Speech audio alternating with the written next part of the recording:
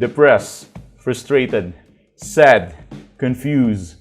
You want answer. Let's talk. Give me a message sa page ko sa Philippine Dating Coach and you can have one-on-one coaching with Coach Baze, your dating coach. Just please subscribe to my channel and hit the bell button. Kailan ka nga ba mamimiss ng ex mo? Kailan nga ba? Bibigyan kita ng kasagutan sa katanungan mo ngayon, pero bago ang lahat, please like this video as a support, guys. Kung nararamdaman mo at nafe-feel mo na itong channel na ito nasusuportahan ka na ng sobra, wala naman sigurong masama kung bigyan nyo ako ng isang like dyan, okay? Para sa stats natin, malaking tulong yan. Anyways, bago tayo mag-start, so alam ko na marami kayong question regarding dito, kung kailan ka ba talaga mamimiss ng ex mo. The thing is, pwede ka naman mamiss ng ex mo. Una, kung hindi ka niya kasama. Pangalawa, kung hindi ka niya kausap. At pangatlo, kung hindi ka niya mahagilap. So, umpisahan natin siya sa hindi ka niya kasama. Kasi kung physically hindi kayo magkasama, mamimiss niyo yung mga times na magkasama kayo physically. Got my point, right? So, like, halimbawa, namasyal kayo dati sa Luneta Park or pumunta kayo sa sa Cordillera, ganyan, o kaya sa Fort Bonifacio, mga ganun.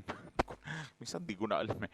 Pero the point is, mamimiss ka niya physically from time to time, and that's quite normal. Number two, mamimiss ka niya kapag hindi ka niya nakakausap. Of course, kahit naman sino mamimiss mo pag di mo nakakausap. Kahit nga pinsan mo lang, kahit nga tropa mo lang pag hindi mo na nakakausap. Lalo na kung alam mo kahit papano naman may pinagsamahan kayo. Darating at darating yung time na, uy tol, kamusta na? Namiss na kita. O kaya, halimbawa, babae ka, uy sis, kamusta na? Namiss na rin kita.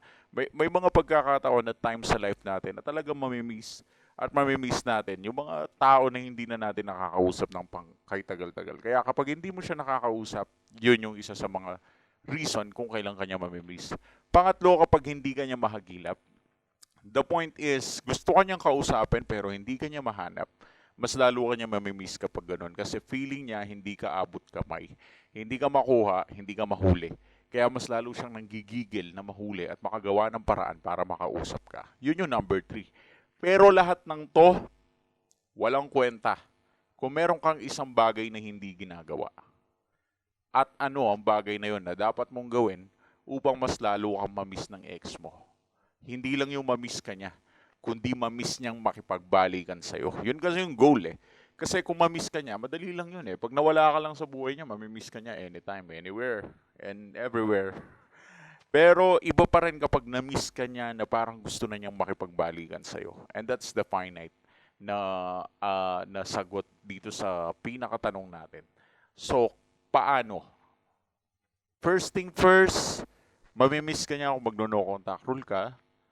Second, mamimiss ka niya kung mawawala ka muna saglit at hindi ka muna magpaparamdam at pahirapan bago ka makontak.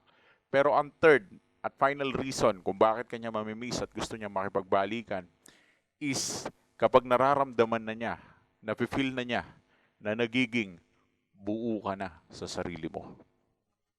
Mas lalakas yung intensity, yung anxiety niya na makipagbalikan sa'yo kapag nafe-feel na niya na nabubuo ka na nararamdaman niya na hindi mo na siya kailangan pa. Parang feeling ko itong ex ko hindi na ako kailangan pa. Kapag yon naisip ng ex mo na parang napapa-feel mo na parang I don't need you because I'm complete. Okay? Yan yung pinaka quotes natin. Quotes for the day. I don't need you because I am complete. Alam mo yon? Yung kompleto ka sa sarili mo at hindi mo na siya kailangan pa. Yun yung pagkakataon na kapag yun na-feel niya subconsciously, bigla ka niyang mamimiss. Pero hindi lang mamimiss yung pinagsamahan nyo, kundi mamimiss niya mismong makipagbalikan sa'yo. Anyways, kung nako-confuse ka pa rin, kung may chance pa ba kayo magbalikan ng ex mo o wala na, just give us a message sa aming page. So let me answer that for you, okay? Let me see. Thanks for watching.